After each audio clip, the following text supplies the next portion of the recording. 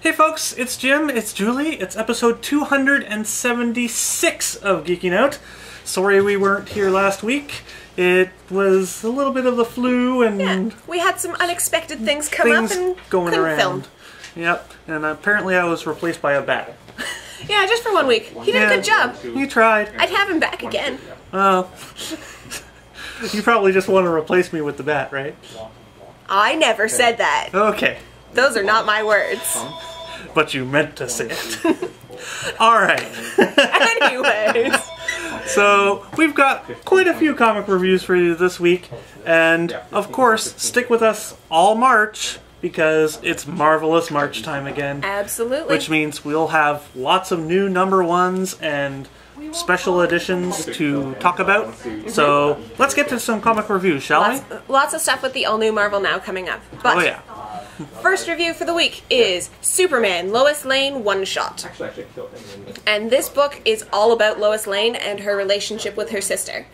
It gives us a really nice look at the New 52 Lois Lane's childhood, growing up as an army brat, how she used to take care of her little sister, and how resourceful Lois Lane really can be.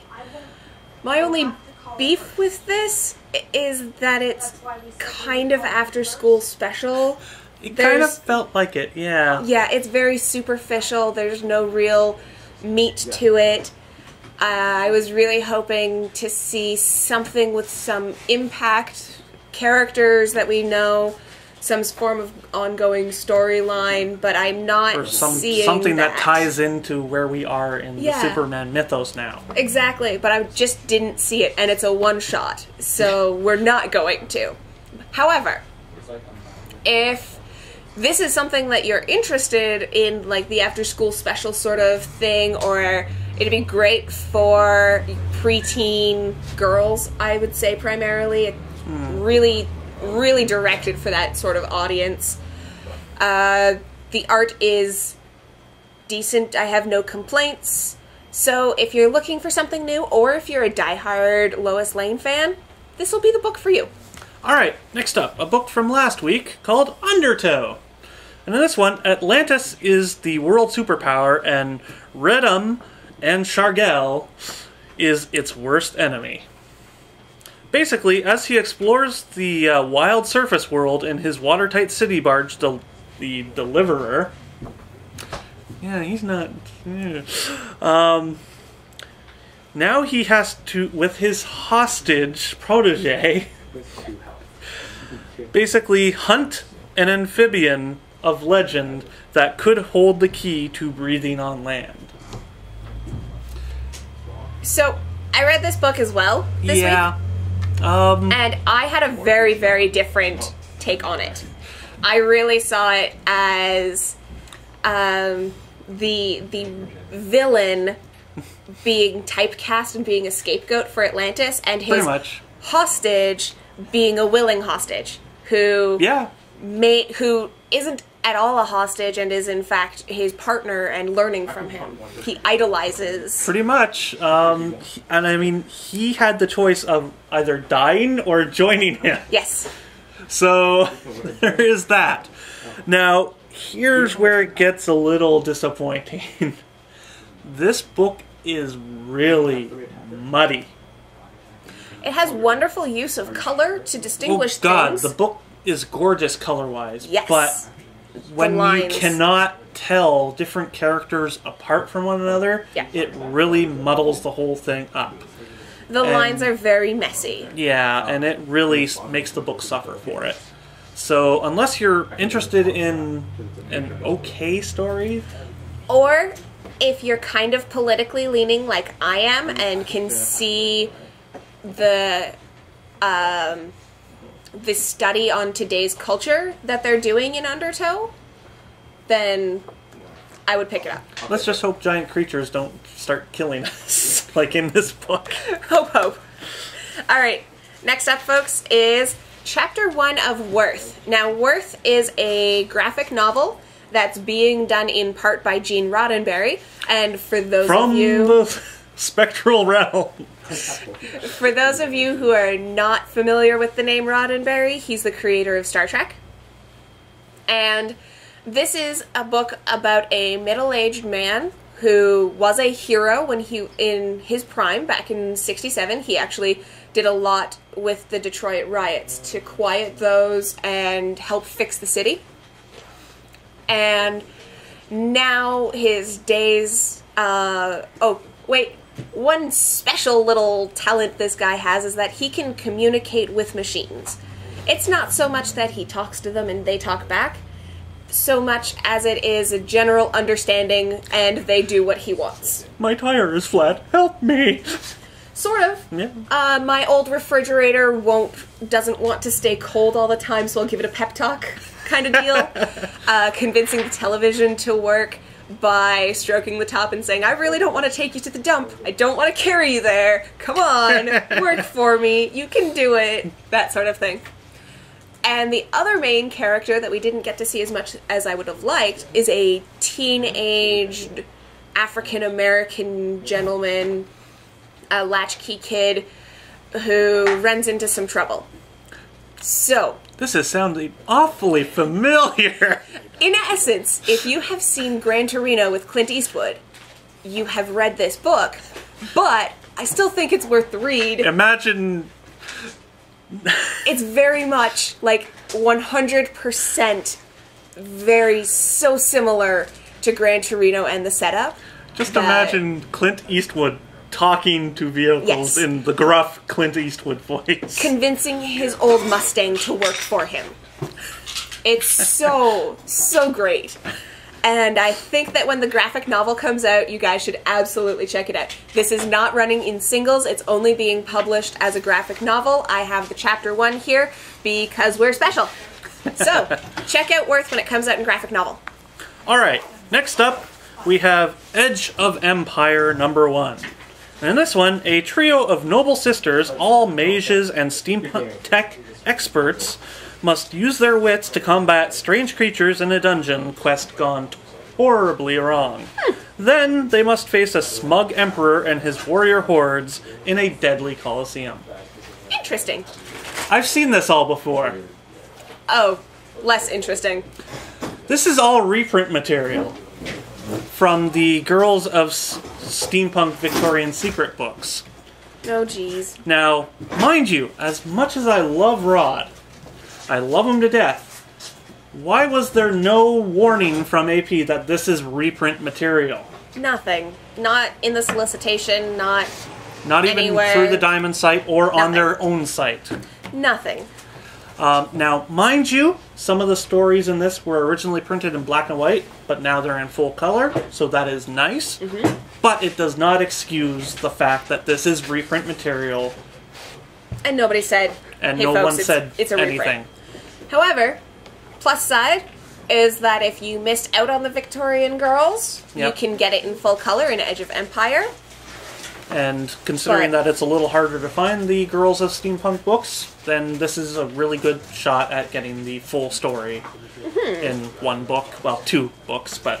But it would have been really great to know that this was a second opportunity. I mean, I still enjoyed it, and I know you're not big on Rod's art, but no, for me, I quite enjoyed it for what it is, and it's just a fun little steampunk romp. That's pretty much all I needed. All right. Last one up today is Tomb Raider #1. Yeah, Gail Simone. Yes. This book is a direct spin-out from the most recent video game. Which apparently was a flop according to Square, even though it sold quite a few million copies. Really? Yeah. I had not heard that. That's interesting information. So, nothing's the same after the island. Only 4 of the original group made it home, and all seem to be suffering from nightmares. Laura included. When one of her old teammates calls asking for help, Laura, feeling very responsible for the state of all of her friends right now, the ones who have passed and the ones who are suffering, she decides to go. She just never really prepared herself for what she was going to find and the calamities that would face her. I have to say, guys, I was a little lost coming into this. I haven't had the opportunity to play the game yet. I'm waiting until I pick up an Xbox One and I'm going to buy the special edition. But reading this made me want to play the game all the more in a really, really big way. I'm so excited to see the storyline. I'm so excited to see where this storyline goes. The art was very simple, but I liked it. Yeah, it actually really did work for the book. It let you fill in the details that you wanted to see. Yeah. And kept it from being too cluttered, Yeah. I found. And Gail's scripting also really brings out the characters. Yes. Without having played the game to hear the accents, I still knew where people were from, and I could still hear the accent, which is so wonderful. And I think that could be one of the things I value most about Gail. Oh God, yes. Anytime she does a character from anywhere in the world, she really brings out that accent and who that character is, and it just works wonderfully. Heck, when I read Sonya, I could feel like, this is what the voice would sound like, and that kind of thing. Yeah. So, that's one of the wonderful things about Gail, and that's why she's one of the best creators in comics. I absolutely felt an immediate connection to Laura, which I've just felt, it was so wonderful to feel that sort of connection. Mm-hmm.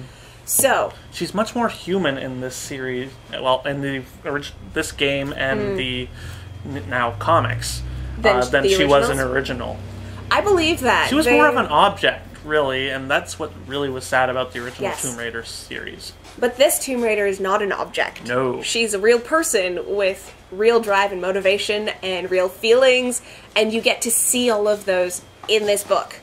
So, if you're looking for a spectacular female character to love and cherish, this is the direction I would be looking for. And I would absolutely look at anything that Gail has done, because she's done such wonderful work. If you've never read a Gail book, do yourself a favor. Go read pick this up. Anything that Gail's done. Yes. There's lots to choose from. All right. And last and certainly least this week, we just talked about it. It's Victorian Secret, Girls of Steampunk Winter Fun Special. There's no substance here. Where's the fun? Where's the special? Where's the winter? There's 2 pages of story. And the rest is all pinups that have nothing to do with anything. In fact, I don't think any of those pinups had anybody even dressed in winter clothes. Nope, I don't think so. I don't. And there's no substance here. There's nothing. It's very unfortunate. And as much as I like Fred, and as much as I like these guys, what the hell, man? Where is the substance? And why is this so frickin' tiny now? Yes, I can understand if it's to reduce costs for printing, but it's also going to get lost now in the shuffle of bigger books. Mm-hmm. So, honestly, you're doing yourself a disservice by even picking this up. Unless you are a hardcore fan, there's no reason whatsoever to pick this book up. I unfortunately have to agree. And I really hate saying it, because you guys know how much I love AP and have worked with them in the past, but honestly, I want to just go to Texas right now and smack people overside the head, okay? Honestly, I'm really getting tired of seeing this crap. Honestly. Fluff books. That's exactly the thing. They're fluff books. There's no reason for it. And this is what AP is doing a lot of nowadays. And it really is making the company suffer as a whole. And yeah, you can bash me all you want about it, but honestly, that's my opinion. And as much as I love the guys, I'm willing to go right up to their face and say, what the hell are you doing? Because, quite honestly, this is really ruining a great company that has a great past, but their future is looking dimmer and dimmer as days go on. So, honestly, unless you are a gigantic steampunk fan, there is no reason, absolutely no reason to pick this book up. No substance whatsoever. And on that rant note, over. Jim is going to step off of his soapbox. And we'll see you all next week for another Marvelous March. Yes. Where I'm going to suffer through Marvel books for a month. Hey, they could be good. They could be. There's a chance of substance. There's a chance. I mean, there's some that I do want to read, so... Exactly. So, check out March, where we're going to have one marvelous March. Alright, we'll see you next time.